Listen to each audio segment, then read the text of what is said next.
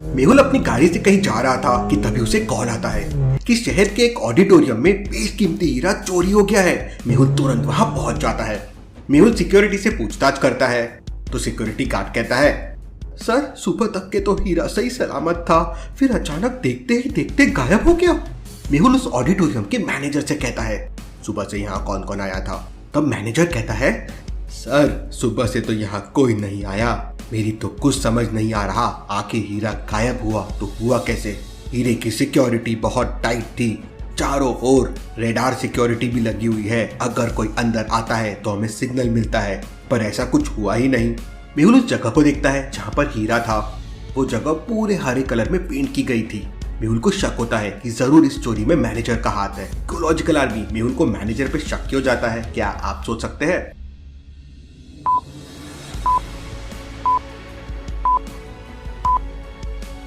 Manager के shirt पर भी वही हरा कलर लगा हुआ है जो चोरी हुए हीरे के हॉल में लगा हुआ था।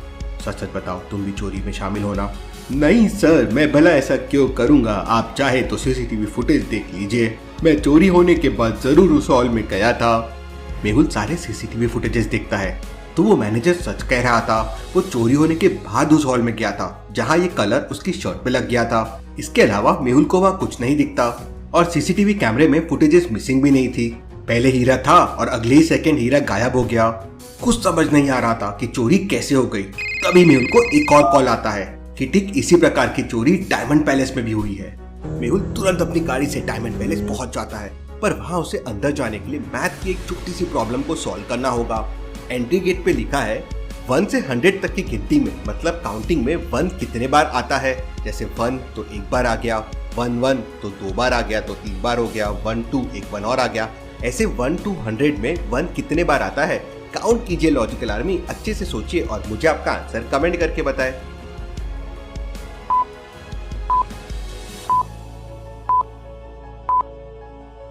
मेहुल बहुत ही इंटेलिजेंट जासूस है। वह तुरंत 21 टाइप कर देता है और डायमंड पैलेस के अंदर पहुंच जाता है। लॉजिकल आर्मी, अगर आपका जवाब 21 नहीं है तो पॉज करके अच्छे से सोचिए। मेहुल वहां के मैनेजर से बात करके तुरंत सीसीटीवी कैमरे देखता है, पर सुबह से लेकर दोपहर तक वहां कोई नहीं आया था। लेकिन फिर भी रेडार सिक्योरिटी में रखा हुआ हीरा चोरी हो गया। वो बहुत ही बेशकीमती हीरा था। भला ये कैसे मुमकिन है कि बिना सीसीटीवी कैमरे से छेड़छाड़ किए कोई उसके सामने से निकल जाए और पता भी ना चले? जरूर कुछ बहुत बड़ी गड़बड़ है। इसके बाद मेहुल पता करता है कि शहर में डायमंड के और कितने शोरूम है, तो उसे पता चलता है कि स्वर्ण प्रभा डायमंड नाम का एक और पैलेस शहर में है। बाकी 2 पैलेस में तो चोरी हो चुकी है। मेहुल स्वर्ण प्रभा पैलेस पहुंच जाता है और सीधा जाके मैनेजर से मिलता है और मैनेजर से कहता है, मैं डिटेक्टिव मेहुल हूँ और आपके पैलेस में डायमंड की चोरी हो सकती है, इसलिए सभी कैमरे और सिक्योरिटी को हाई अलर्ट पे कर दीजिए। और मेहुल वहीं बैठकर उस चोर का इंतजार करने लगता है। मेहुल सुबह से इस चोर के पीछे पड़ा हुआ था, इसलिए उसने सुबह से कुछ खाया भी नहीं था। वो एक बिस्किट का पैकेट निकालता है और उसे खाकर बगल वाले डस्टबिन में डाल देता है। थोड़ी देर बाद पैलेस के सारे हीरे चोरी हो जाते हैं। मेहुल हैरान हो जाता है। वो सीसीटीवी फुटेजेस चेक करता है, लेकिन फुटेजेस में कोई हलचल नहीं थी। ये कैसे पॉसिबल है? केस तो बहुत इंटरेस्टिंग होता जा रहा है। तभी मेहुल की नजर डस्टबिन पे पड़ती है और वो तुरंत समझ जाता है कि यहाँ जरूर कोई आया था। तो क्या आप डस्टबिन को देख के बता सकते हैं मेहुल ने ऐसा क्या देख लिया डस्टबिन में जिससे उसे लगा कि यहाँ कोई आया था? सोचिए सोचिए लॉजिकल आर्मी।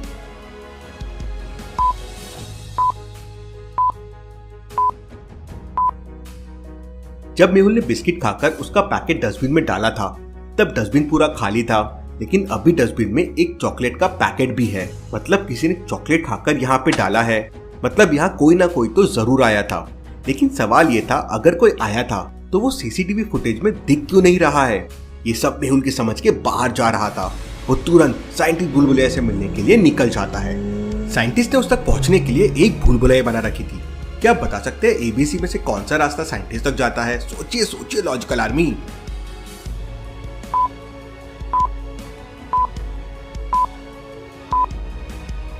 रास्ता बी साइंटिस्ट तक जाता है कुछ इस तरह से। मेहुल रास्ता भी लेता है और साइंटिस्ट तक पहुंच जाता है। मेहुल साइंटिस्ट को उस चोर के बारे में बताता है जो सीसीटीवी में दिख नहीं रहा था और चोरियां कर रहा था।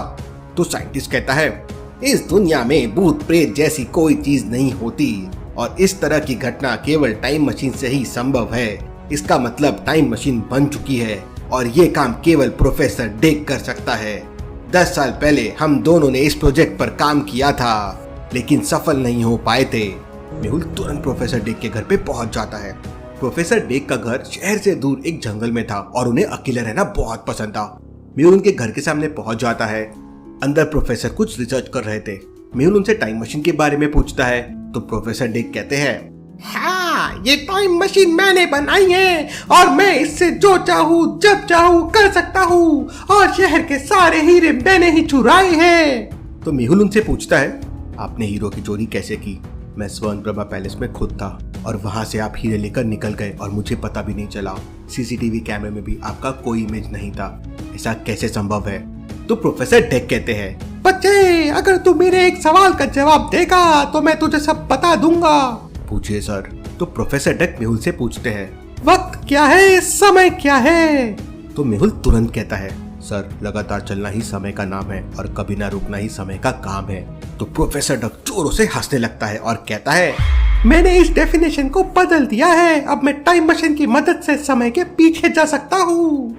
और वो मेहुल को बताते हैं कि उन्होंने किस तरह हीरो की चोरी की। टाइम मशीन की मदद से मैं खुद को समय के पहले ले जा सकता हूँ, जिससे आज में तुम मुझे देख नहीं सकते। और फिर वो मेहुल को अपने साथ टाइम मशीन की मदद से स्वर्ण प्रभा पैलेस की उसे दिन में ले जाते हैं जब हीरो की चोरी हुई थी।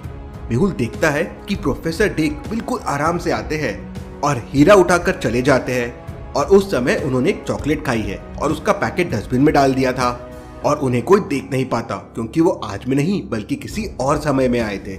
मेहुल सारा खेल समझ जाता है और प्रोफेसर डेक से कहता है, सर मैं आपके टैलेंट की कदर करता हूँ, पर आप इसका गलत उपयोग करके सही नहीं कर रहे हैं। तो प्रोफेसर डेक कहते हैं, बच्चे, तुझे अभी पैसे की कीमत नहीं पता है। पैसों से सब कुछ किया जा सकता है और मैं जीनियस हूँ, तुम मुझे हरा भी नहीं पाओगे।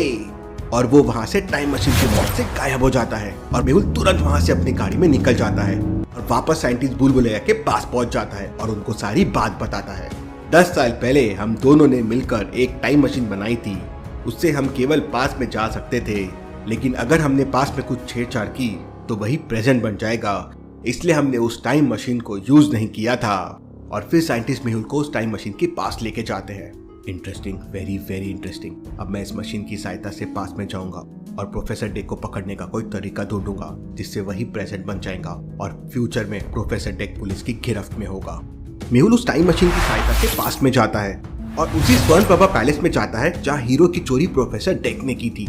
वहाँ चॉकलेट खाते हुए प्रोफेसर डेक आते हैं और चॉकलेट का पैकेट डस्टबिन में डालकर हीरा उठाने लगते हैं। उन्हें लगता है कि वह इस समय पास में है और उन्हें कोई देख नहीं रहा है, पर मेहुल पूरी तैयारी के साथ आया था। वो उन्हें वहीं पकड़ लेता है, पर प्रोफेसर डेक टाइम मशीन की मदद से तुरंत अपने फ्यूचर में चले जाते हैं जहां वो मेहुल से छूटकर भाग जाते हैं और मेहुल उन्हें पकड़ नहीं पाता। मेहुल तुरंत प्रोफेसर डेक को पकड़ने के लिए डायमंड पैलेस यानी कि अपने दूसरे पास में जाता है और प्रोफेसर डेक के आने का इंतजार करता है, पर प्रोफेसर डेक नहीं आते। वह उस दिन के एक दिन बाद यानी फ्यूचर में आते हैं और चोरी करके चले जाते हैं और मेहुल कुछ नहीं कर पाता। अब मेहुल के पास प्रोफेसर डेक को पकड़ने का एक आखिरी रास्ता बचा था, शहर का ऑडिटोरियम।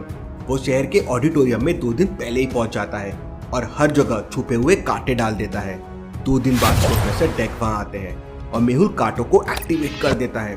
प्रोफेसर का पैर उसमें पड़ता है और पूरे पैरों में गड्ढे हो जाते हैं। वो कांटों में फंस जाते हैं, दर्द से चिल्लाने लगते हैं, खून निकलने लगता है। उतने में मेहुल उन्हें पकड़ लेता है और उनकी टाइम मशीन डिस्ट्रॉय कर देता है और पूरा प्रेजेंट चेंज हो जाता है और प्रोफेसर डेक पकड़ा जाता है। Thank you.